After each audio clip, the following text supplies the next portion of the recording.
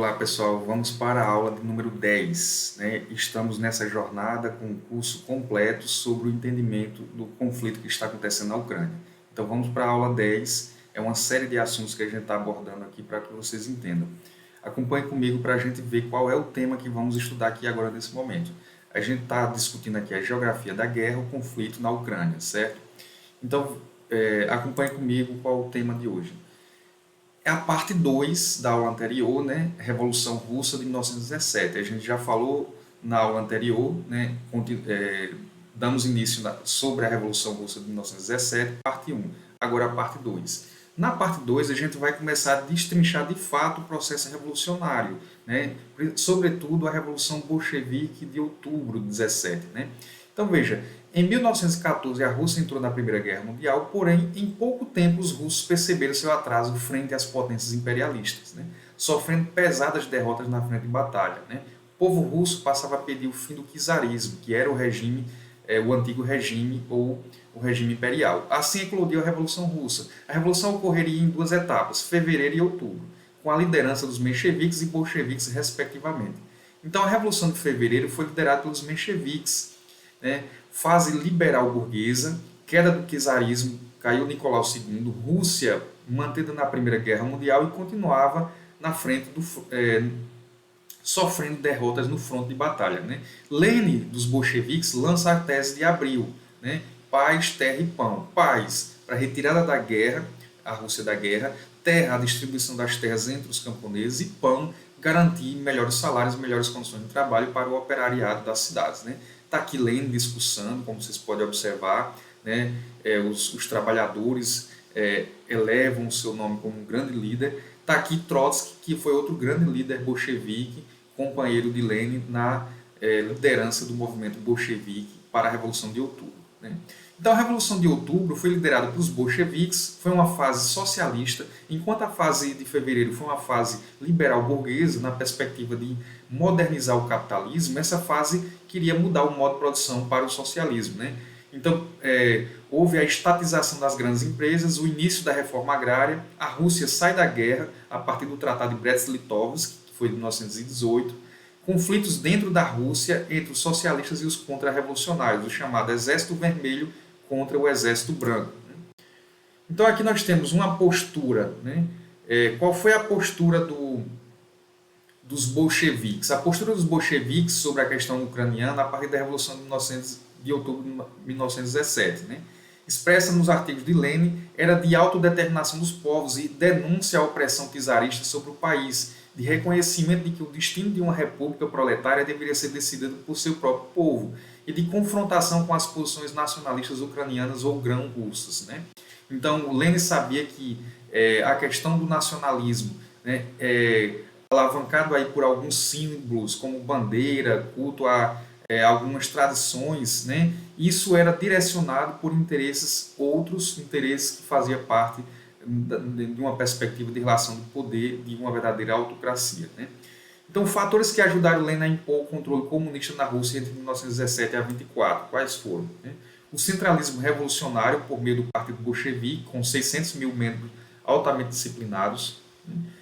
A manutenção do Tratado de Brest-Litovsk para a retirada da Rússia da guerra em 1918, vencer a guerra civil que se deu entre 1918 a 1921 com os exércitos contra-revolucionários, pessoas tentando restaurar ora a monarquia, ora um regime burguês, liberal burguês. Né?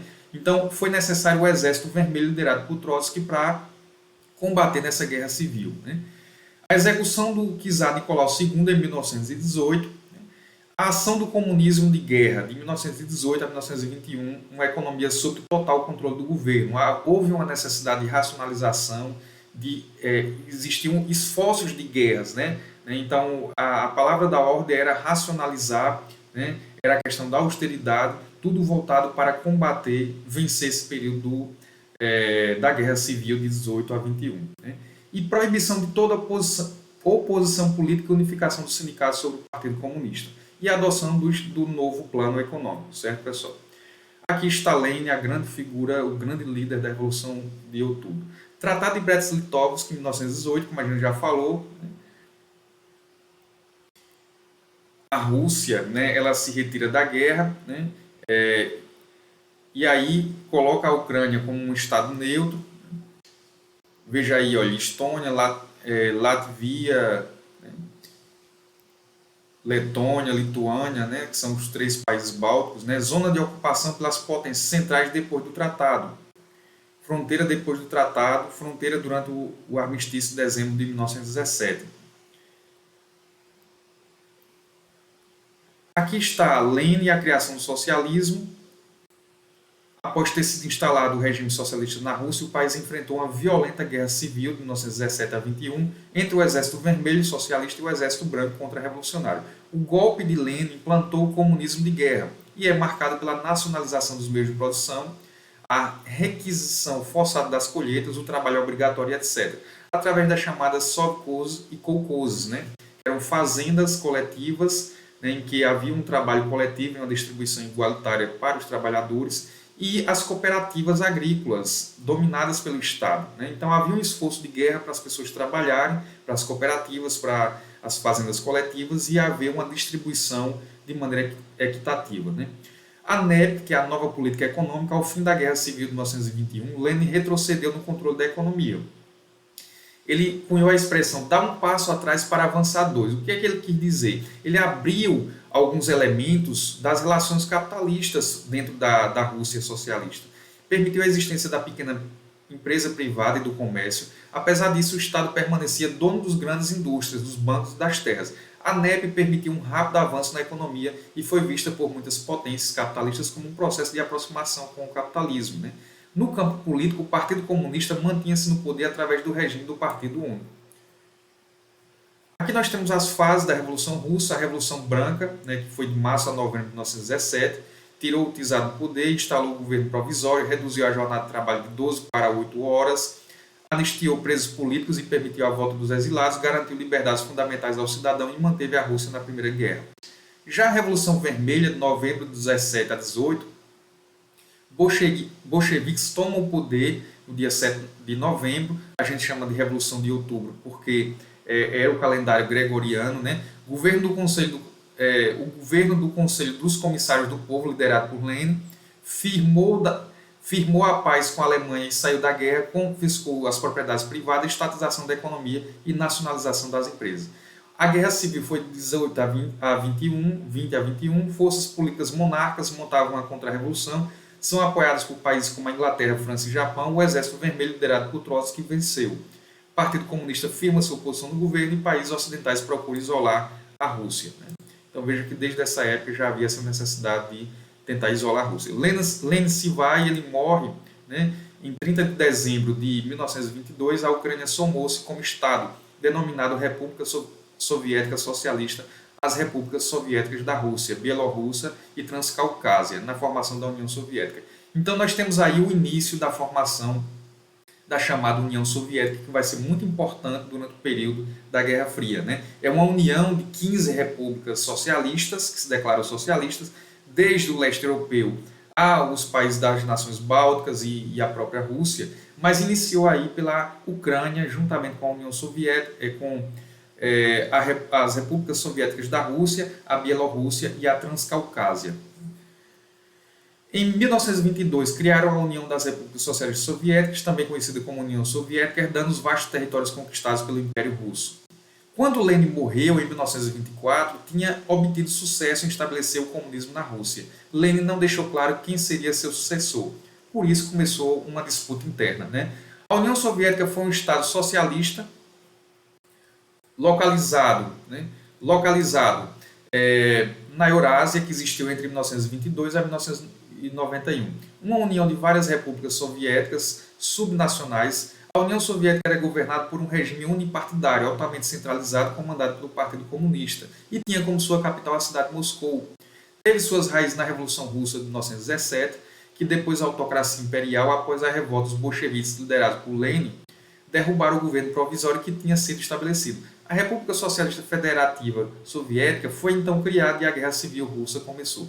O Exército Vermelho entrou em diversos territórios do antigo Império Russo e ajudou os comunistas locais a tomar o poder. Em 1922, os bolcheviques foram vitoriosos, formando a União Soviética com a unificação das repúblicas soviéticas da Rússia. Ucrânia, Bielorrússia e Transcaucásia. Está aqui o símbolo da União Soviética.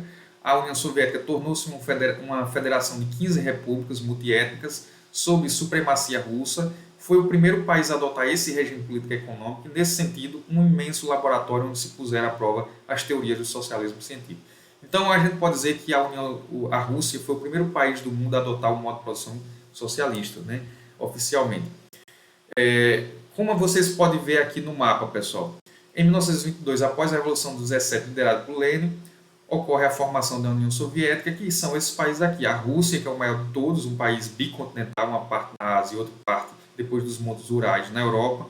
Os países os Bálticos, Letônia, Estônia, Lituânia, Belarus, Ucrânia, Moldávia, Geórgia, Armênia, Azerbaijão, Turcomenistão, Uzbequistão, Cazaquistão, Quirguistão e Tajiquistão. Né?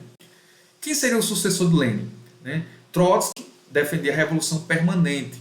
Né? Então, Lenin morre em 1924 e fica esses dois grandes líderes da Revolução de Outubro para se suceder no poder. Houve uma disputa. Enquanto Trotsky defendia uma revolução permanente, inclusive escreve um livro sobre isso, ele acreditava na disseminação das ideias socialistas para além da Rússia, se estendendo por outros países. Ele era fiel às ideias do marxismo científico, né, das ideias do socialismo científico, o marxismo, né, e pregava o internacionalismo proletário. Já Joseph Stalin, defendia o socialismo em um só país. A revolução deveria ser consolidada primeiro na União Soviética. Então, Stalin foi um governo com mão de ferro em que ele pregava um fortalecimento e um endurecimento do regime no seu próprio país, sufocando as liberdades individuais e implantando um verdadeiro totalitarismo dentro da União Soviética. Ele subverteu as ideias originais do socialismo científico de Marx e Engels, né, colocou as ideias de cabeça para baixo, por isso que até hoje as pessoas, quando pensam no comunismo, já vem uma ideia maléfica do comunismo porque associa a Stalin. Mas, na verdade, o comunismo é muito além de Stalin. Stalin foi um governo que subverteu as ideias originais do comunismo, de Marx e Engels, e por isso ficou conhecido como stalinismo, como um regime autocrático, um regime totalitário. Tá aí Stalin, ele venceu, sucedeu Lenin, né, governou a Rússia de 1927 a 1953, e aí, usando sua alta posição como secretário-geral do partido para remover e recolocar seus oponentes. Ele passou a perseguir os seus oponentes dentro do partido, conquistando popularidade no partido por querer centrar esforço para tornar a Rússia um Estado moderno e poderoso. Quando o fim a NEP, que foi criada por Lenin para implementar uma série de planos quinquenais. Então, a partir de Stalin, nós temos uma nova fase, uma fase de intenso planejamento da economia por parte do Estado. Né? Impondo tremendos sacrifícios à sociedade, fracasso era visto como traição. Né? Impondo a política de depurações, ou seja, milhares foram presos, torturados, condenados a trabalho forçado ou executados entre 36 a 40. E desenvolveu a indústria pesada, mecanizando a agricultura, desenvolvendo um ensino obrigatório e gratuito. Ele criou também na cultura o realismo, o socialismo, né? Passou a censurar algumas obras de filmes, de músicas, de obras literárias e passou a implantar obras que fizessem referência ao culto à sua própria personalidade. Né? Foi um estilo artístico impondo a qual todos os meios de comunicações, literatura, arte, música, teatro foram submetidos visando apresentar ao povo a realidade soviética como perfeita, uma ideia de perfeição sem nenhuma contradição. Né? Operário camponês de Kolkhoze, de 1937, eternamente juntos, russos e ucranianos. Né? Ao contrário do que preconizava Karl Marx, cujas ideias orientaram os socialistas russos, a revolução que deveria acabar com a sociedade de classes e insistir em uma utopia igualitária, a partir da ditadura do proletariado, transformou-se rapidamente na ditadura de um partido único nas mãos de Stalin. Né? Sob o governo deste último, a política se transformou num monopólio do Partido Comunista da União Soviética. A ditadura intensificou seu caráter autoritário e repressivo e desenvolveu o culto à personalidade, como a gente já havia dito. Né? Isto é, Stalin foi endeusado e identificado pela população como o próprio Estado moderno. Está aqui as figuras de Marx, Engels, Lenin e a sucessão aqui de Stalin. Né? Ainda que originalmente o plano era que a União Soviética tivesse uma sociedade democrática em substituição à autocracia czarista, o bloco acabou tomando o caminho do autoritarismo, consolidando com a ascensão de Joseph Stalin ao poder em meados da década de 1920. Né? Quais são as diferenças entre o capitalismo e o socialismo? Aqui de um lado vocês têm o símbolo do capitalismo, né, que é Samuel Wilson, essa foto, né, esse desenho que viralizou, né, ele viveu entre 1766 a 1854, tinha o apelido de Uncle Tio, né, Sam. Ele era usado como símbolo da expansão americana, incentivando o nacionalismo. Então, ficou conhecido como o chamado Tio Sam, né, o símbolo dos Estados Unidos. Já o símbolo da União Soviética, do comunismo, do socialismo, né, símbolo que surgiu inicialmente por volta de 1917 na propaganda do Partido Bolchevique, liderado por Vladimir Ilyich Ulyanov Lenin e Leon Trotsky, e foi incorporado mais tarde na bandeira da União Soviética. Representava a classe revolucionária camponesa pelos operários, o martelo, esse símbolo do martelo representa a classe operária que vivia na cidade, e pelos camponeses a foice. Então a foice e o martelo é o símbolo dessa união da classe trabalhadora do campo e da cidade para fazer a revolução. Então quais são as características do capitalismo? Olha só, propriedade privada dos meios de produção, controle do mercado pela livre concorrência e competição, investimentos privados em pesquisa e desenvolvimento de produtos, sociedade dividida em classes sociais, burguesias e proletários. Já o socialismo tem como característica o controle dos bens de produção pelo Estado, monopólio do mercado pelo Estado, planificação dos investimentos em pesquisas pelo Estado e ausência das classes sociais. Aqui mais uma chave importante para a gente identificar essa diferença. Olha como se dá a relação entre patrão e empregado, entre burguesia e operário no capitalismo. Olha, trabalhamos para ele, que é o dono da fábrica. Veja o medo, né, que os operários quando passa o patrão. Né? A propriedade privada das terras, minas, fábricas, bancos e empresas em geral pertence à burguesia, a uma classe, né, abastada. O proletariado trabalha para a burguesia, o objetivo da economia são os lucros da burguesia e a economia é baseada no mercado. Já o socialismo, veja a alegria dos operários. Né? Essa fábrica pertence a toda a sociedade, trabalhamos para nós mesmos, né, sem patrão. Né? Propriedade coletiva, o povo o trabalhador passa a ser dono de tudo, socialização, isso se chama socialização dos meios de produção. O proletariado trabalha para a sociedade, o objetivo da economia é o bem-estar da coletividade e não o lucro. A economia é planificada pela sociedade, então a sociedade planeja o que produzir, quanto e tudo mais. Né? Então, pessoal, o que eu tinha para falar nessa aula de número 10 é isso. Eu espero que vocês tenham gostado. Até a próxima aula. Tchau, tchau.